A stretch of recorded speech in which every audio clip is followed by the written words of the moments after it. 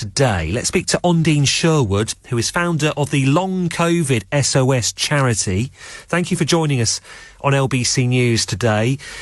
This is going to be a poignant day, isn't it? Thank you for having me.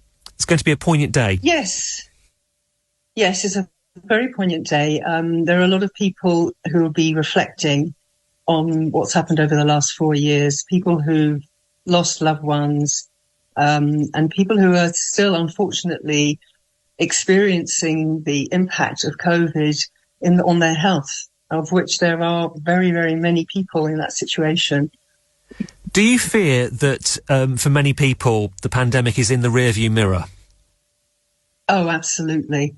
Yes, ever since Freedom Day, really, in 2022, there's been, from our point of view, a concerted effort to get people to move on from the pandemic, get on with their lives, carry on contributing to the economy and get back to normal. But it's not normal because we still have COVID circulating.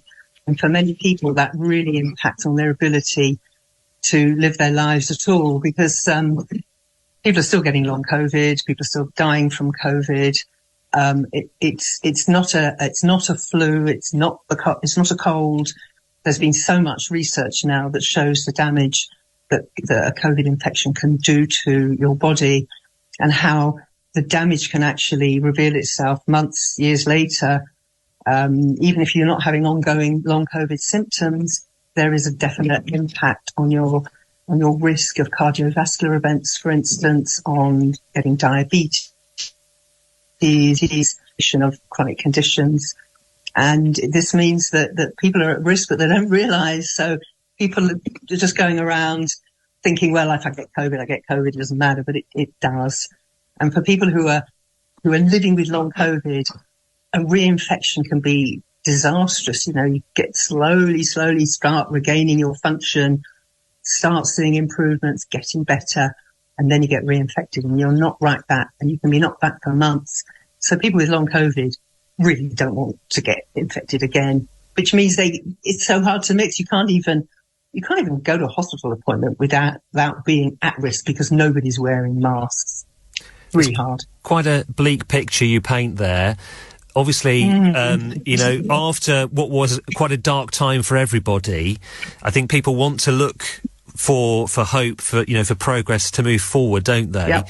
I mean, what Yes. can be done to make things better here for people who are suffering from long COVID and for society, I guess, more generally?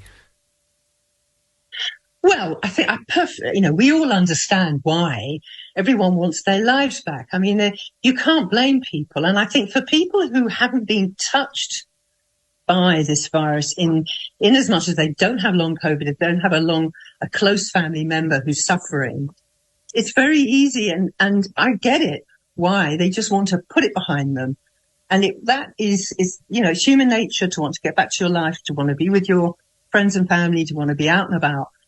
But while the environment is dangerous for people who are vulnerable, which I haven't mentioned yet, but people who have vulnerabilities and for whom a COVID infection could be also disastrous, and for people with long COVID, and the people who are going to get long COVID but don't realise it because anyone is vulnerable, it's dangerous. And so what we need is for society to take on board the fact that we need to have clean air in indoor environments, so that when you go into a crowded place, the air is being replaced, the air is being filtered. We're not in stuffy, unhealthy environments. So schools, for instance, children are getting COVID quite frequently and spreading it. Schools have poor ventilation.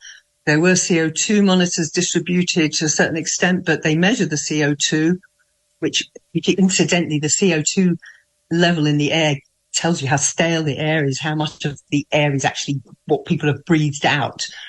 So you can measure it.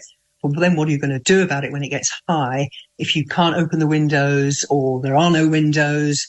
So we need to have a change in our attitudes towards clean air, a bit like we had in our attitudes towards clean water, hundreds of years ago, where people were getting sick from dirty water, and it struck home that yes, we need to have clean water to drink. Well, we need clean air to breathe. And the other thing we need to do is, particularly in environments such as hospitals and healthcare settings, where there are a lot of sick people gathering together in often not well-ventilated places as well, masks are not something that we should be scared of or see as a weakness or see as something weird. In countries such as Korea and Japan and China, wearing a mask when you're sick is seen as something polite. You don't want to give other people your cough, cold, flu, COVID, pneumonia, whatever you have. So you wear a mask and then you protect other people. Yeah. We've got and the... It was just going to say, we've got the UK COVID inquiry ongoing, haven't we? Which is aiming to look deeply into what happened and hopefully to prepare ourselves if something similar should come along in the future. How confident are you that this is going to get to what we need to know about what happened? Well, we are core participants in the COVID inquiry, so we've been quite heavily involved, particularly in the second module. And we've heard about how the government was in disarray during the early days of the pandemic and actually relatively, far through the pandemic, actually. And they didn't really know what they were doing. We had the wrong PPE. They weren't taking heed of the scientific advice. And I want to have confidence in the inquiry. I have every confidence in Baroness Hallett. What we need is for the inquiry to inform what's going on, not only in the future, but what's going on right now. So the inquiry is looking up to sort of mid-22. But as I mentioned earlier, the pandemic is ongoing and we're making mistakes right now as regards PPE. So somehow this inquiry cannot just look back. It has to look forward and it has to have the teeth to make sure that we don't continue making the same mistakes. So unfortunately we are.